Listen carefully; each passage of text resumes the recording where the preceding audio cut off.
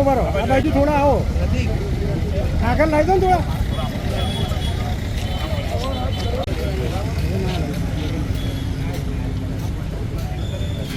સૂત્રોચ્ચાર કરવાના છે. કાયમનો ધંધો ના કરો. ચલો થયું, આગળ જઈએ.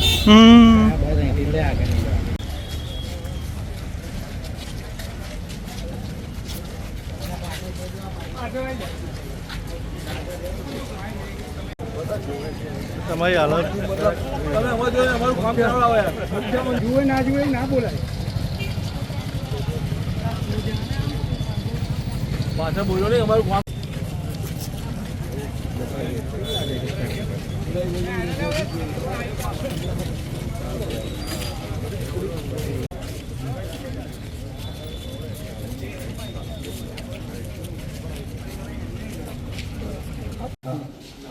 सब लोग हाथ लगा दो भाई. ભાઈ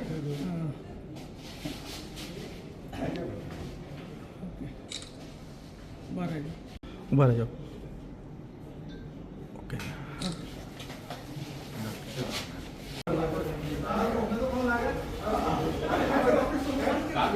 આ કશો વાંધો કશો વાંધો.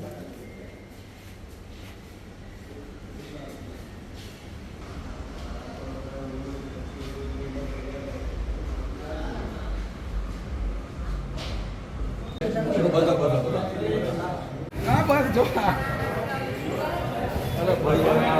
तो निचला फ्लैट की कीमत 30 लाख रुपया हो ने तो उपला फ्लैट की कीमत 24 लाख रुपया.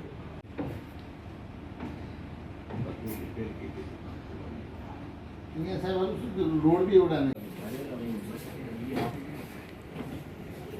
જોડાવું સંજયભાઈ. એટલે એમને મેં કોસ્ટિંગ વધી જાય, સ્ટ્રક્ચરની કોસ્ટ વધે તે બધી. આપનો પરિચય? Amit Dave, joint secretary, Nadiad real estate developers association. જી, આજે આવેદનપત્ર આપ્યું છે, શું છે સમગ્ર ભાઈ? સમગ્ર માહિતીમાં એવું છે કે નડિયાદ મહાનગરપાલિકા જાહેર થઈ ત્યારબાદ નડિયાદને D2A કેટેગરીમાં જાહેર કરવામાં આવી છે.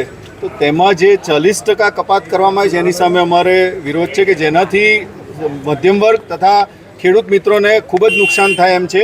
તેની માટે અમે કલેક્ટર સાહેબને રજૂઆત કરવા આવ્યા હતા. આ જે રીતની તમારી રજૂઆત છે, આમાં ખેડૂતથી લઈ બિલ્ડર સુધી ને જે બિલ્ડિંગમાં જે લોકો રહેશે એ લોકોને ફાયદો થશે, કઈ પ્રકારનો ફાયદો થશે? હવે આ કપાત જો બાદ કરીને અમને આપે તો દરેક મધ્યમ વર્ગ, ખેડૂત તથા નાનામાં નાના વર્ગને આમાં ફાયદો થઈ શકે એમ છે. કપાત માટે તમારે કેટલા કિલોમીટરના એરિયામાં તમારે એવું છે? અત્યારે જે હાલ અમારે જે સ્થિતિ છે એ મુજબ અમને આપે તો વધુ સારું, કારણ કે તો અત્યારે આપણું ડેવલપમેન્ટ નડિયાદનું જે થઈ રહ્યું છે વધુ ફાસ્ટ થઈ શકે. આવેદનપત્ર આપ્યું છે, શું છે મુદ્દો, શું કહેશો? કલેક્ટર સાહેબને અમે આજ રોજ આવેદનપત્ર આપ્યું છે કે નડિયાદ કોર્પોરેશનની અંદર જે અમને D2Aમાં મૂકવામાં આવ્યા છે, જેમાં અમારે નવી જમીનો એમાં 40% કપાત થાય. એક દાખલા તરીકે આજે 10,000 વારની એક જગ્યા હોય તો એની અંદર 40% કપાત થાય એટલે સીધી 4,000 વાર જતી તો વધે એની અંદર 6,000 વાર. એ 6,000 વારની અંદર બી અમારે લગભગ 35% અમારે પ્લાનિંગના જે કાપવાના આવે, રોડ, કોમન પ્લોટ ને બધા થઈને, તો સામાન્ય ડેવલપર કે ખેડૂત જોડે વધે ફક્ત ને ફક્ત 4,000 વાર. હવે જે વસ્તુ પહેલાં અમે નગરપાલિકામાં હતા તો ખાલી અમારે 25% કપાત હતી, અને એ ધોરણના આજે નડિયાદની અંદર જે ડેવલપમેન્ટ થઈ રહ્યું છે, જે ફ્લેટ બની રહ્યા છે, જે અત્યારના હાઈરાઇઝ બનાવવાની વાત કરે છે, તો એ અમને પોસાયું છે જ નહીં આ પરિસ્થિતિમાં. જે વસ્તુ તમે સીધી 40% કપાત કરી દો, હવે જે 100 રૂપિયા વસ્તુ હોય એના સીધા 200 રૂપિયા થઈ જાય તો કોણ માલ વેચાતો લેશે? અને નડિયાદ હજુ એટલું ડેવલપ છે નહીં. આ તો એવું થયું છે કે ભાઈ અમને પેલું બાલ મંદિરમાંથી સીધું અમને TYની પરીક્ષા આપવાની વાત કરે છે. કોર્પોરેશનમાં અમને લાયા, એનું અમને સારું છે નડિયાદના વિકાસ માટે, પણ આજે જ્યારે નગરપાલિકા જો અમારી નડિયાદની રહી હોત તો અમારે જે પ્રીમિયમના જે પૈસા હતા, જે દરેક નગરપાલિકાને પ્રીમિયમ હવે નવીસરનું પ્રીમિયમ બાદ કરી નાખ્યું, એનો ફાયદો બી ગયો. એ ફાયદો જતાં અમે જ્યાં નવામાં આવ્યા તો ઉપરથી 40%નો અમને ગેરફાયદો થયો.